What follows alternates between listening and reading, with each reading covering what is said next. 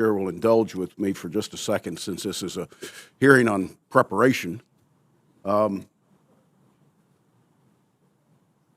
want to help my good friend Senator Kaine as he gets ready for his weekly travels.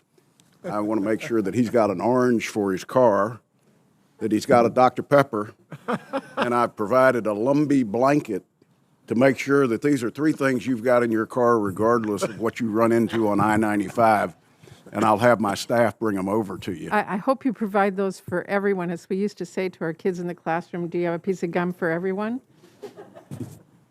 Well, in his particular case, I think he's the only one that makes that trip on a weekly basis. Tim, we're sorry you had to spend 27 hours, but you're now qualified to be the Secretary of Transportation if you're looking for a second job. Thank you. It's sad when a career in the Senate's most notable highlight is my long commute. But Madam Chairman, thank you for holding this hearing. To our witnesses, welcome back. Today is going to be a tough hearing, but the American people deserve accountability and transparency. I appreciate that all of you have cleared your schedules to allow multiple rounds of questions today. Next week marks 1 year of this administration. It also marks 2 years since the first COVID case was confirmed. President Biden said in his first, second, and third priorities would be bringing us out of COVID pandemic, and that his team would shut down the virus. This administration was lucky. It started off on day one with the tools to change the trajectory of COVID response. Operation Warp Speed worked with the private sector to bring us groundbreaking vaccines and treatments in record time. Although we had a very bumpy start with testing early in the pandemic, we successfully built some strong partnerships with the private sector to support the development and manufacturing of more tests.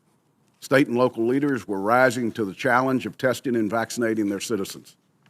There was reason for hope. Instead, now, a full year later, here's where we are.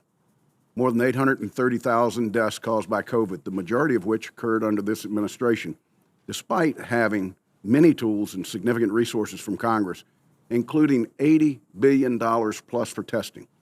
A variant is now spreading out of control across the country, with places like Washington, D.C. seeing a staggering increase in case counts over the holidays, and now my state of North Carolina is following suit with a 319% increase as of yesterday. Over the holidays, when Americans were instructed to do the responsible thing and get tests before they see loved ones, there were no tests on the shelves or online, and hours-long lines were the norm at testing sites across the country. The testing situation was worse when many sought tests to safely return to work or to school. And the most vulnerable Americans who contracted the virus could not get the treatments designed to help because they were now in short supply. This administration has time and again squandered its opportunities and made worse in the decisions you've made on testing and treatment, and most crucially, in communications with the American people. The American people are right to be confused. It seems like you all don't talk amongst yourself. Some examples. Last August, the President announced that boosters would be available to all vaxxed by the week of September 20th. 3 of you here today signed that statement, but neither the FDA nor the CDC had yet approved boosters when the President made the promise. And when you went to your advisory panels with a predetermined outcome already made, those independent experts pushed back and ultimately had to be overridden to meet the President's goal on boosters. I know the data shows that boosters are necessary. I'm boosted. I want everybody to get vaccinated and boosted. The facts about the value of vaccines and booster are crystal clear. But the way this administration rolled out boosters was a disaster. You created skepticism and mass confusion. Example 2, last summer the President dramatically announced that CDC recommendations changed so that vaccinated Americans didn't need to wear masks indoors, implying that the worst of the pandemic was behind us, even as the Delta variant was exploding in India. Only after Delta hit America did CDC begin to take it seriously, and the administration had to change course. Example 3. Last week, Dr. Fauci said that the CDC was going to update its guidance on quarantine. He left the American people with the impression that CDC's guidance was going to include some testing component to reduce the quarantine to 5 days. But when CDC did update its guidance, there wasn't a testing requirement. Again, I'm not questioning the science. I'm glad you refrained from testing mandates. but I'm questioning your communication strategies. It's no wonder that the American people are confused. When the president announced on December 21st that 500 million tests were going to be purchased, he left out that the contract wasn't going to be signed for weeks, and it would take even longer for those tests to materialize. Immediately, other experts and medical professionals were asking what the value of just 1.5 tests per person was when CDC's own guidance said that you need multiple at-home tests to be assured of the results. Yesterday, the administration mandated that insurers now cover the 170 million Americans that are covered by private insurance. They must cover up to 8 tests per person per month. That would be 16 billion tests. And we have 500 million today that are aspirationally going to be contracted for. It's still unclear when these tests will be available, how to get them, whether any more are on their way. But it's especially frustrating that the White House press secretary had previously mocked the very idea of doing what the president later announced. In a sarcastic and withering tone, when this was first proposed, she had 4 questions. Whether we should just send one to every American, then what happens, how much does it cost, what happens after that? Those are all good questions that remain unanswered by the administration. My final example, though there are many to choose from, happened last week too. The White House press secretary, a repeat offender in poor communications, was asked about boosters. The press secretary said, and I quote, "They can get boosted now regardless of what CDC guidance is, whether you're just approved or for a booster or you've been approved for weeks," end quote. Regardless of what CDC guidance is. From the White House podium. And then I was amazed when I got home on Sunday and I had this letter from the Centers for Medicare and Medicaid Services telling me as a Medicare beneficiary that I'm eligible to get a free vaccine booster.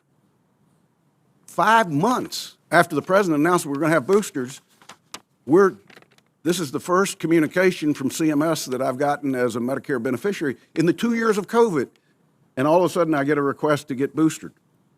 When a Republican governor or a senator, including some on this committee, suggests concerns about CDC guidance, Twitter and MSNBC can't react fast enough with scorn and anger. So it can't come as a surprise that there is confusion and anger when the White House says to ignore CDC guidance. I tell my staff, as I've repeatedly said to you in all previous hearings, to look 30, 60, 90 days ahead. Look 6 months ahead. Look abroad. See what's happening in Asia, Europe, Israel, Africa, UK, and elsewhere around the world. What do we need to anticipate? At our hearing on July 20th, I warned that Delta would not be our last variant. And I pleaded with each of you to have a plan in place for the next mutation of the virus. So why was the Vice President surprised that Omicron came to our shores? Well, I'll say it's very clearly, so the administration does not, yet again, say they're surprised. Viruses change, viruses mutate.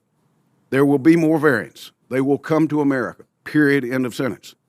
I don't understand why after tens of billions of federal dollars being appropriated, this administration has failed to ensure that the Americans have the tests they need. I don't understand why suddenly it's okay to take into account the economic and job impact of your guidance and recommendations. You shortened quarantine guidance because too many people would be out of work. Was that because of science, or was it because you now know that lockdowns, shutdowns, and school closures come with a significant downside impact? You asked the American people to trust you. Quite frankly, you've lost their trust. Rather than attempting to gain their trust back, the administration chooses to litigate mandate requirements for employers with over 100 employees. I've asked before, what's the plan? Never gotten a response. Very seldom do I get a letter responded to by this administration. The administration's not responded to my letters. Maybe folks at the White House don't think they need to respond to Republican senators. I think my record shows I'm approaching all of this as I have for the last 20 years. I'm trying to help. I love this country, love its people, and I know we can do better than we've done. I know we have to do better. Maybe I'm wrong about this. Maybe you'll tell me where I got it wrong. Instead, I'm hoping that you'll understand that my criticism comes from a place of concern, because the communication efforts are a mess and have only made things worse. Now, I admit it. I'm at the end of my rope. I think you'll see today that most of my colleagues are as well. I've tried to give my best advice and share what we hear and what we see, because no one's paying attention to the message from this administration right now. Maybe today you'll respond to my request to learn what the plan is. Hopefully you'll take this challenge to rebuild the trust, not just with me, not just with my colleagues, but with the American people we all serve. What are you changing and fixing to restore the confidence with the American people that there is a strategy for testing, for treatments, for fixing your communication strategy? Because if you don't, things are going to get worse before they get better. Madam Chairman, I yield back. Thank you, Senator Burr. We will now introduce today's witnesses. Dr. Rochelle Walensky is the Director of the Centers for Disease Control and Prevention and the Administrator of the Agency